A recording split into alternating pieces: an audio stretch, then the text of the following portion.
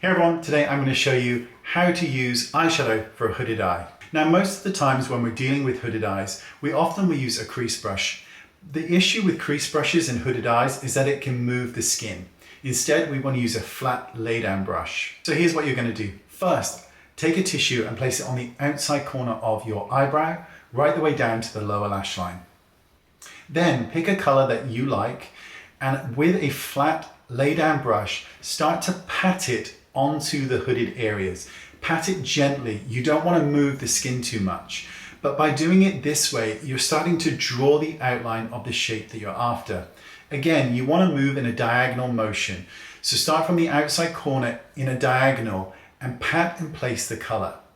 Pat and place the color all over any visible eyelid as well. And also you can use the edge of the brush to gently shape and sculpt out the shape that you're looking for with your eyeshadow.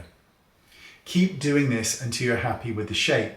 If you need to, you can pull the eyebrow up and fill in any missed areas that you've got. Keep moving back and forward until you've completed your eyeshadow look in the diagonal method and you've covered the eyelid.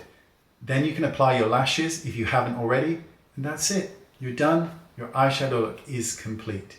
By using a flat brush on a hooded eye, it minimizes the amount of skin movement that can happen as we get older, and that can be very prevalent on people with hooded eyes. And by using the stencil, which is the tissue, we're able to get that sharp line that lifts the eye.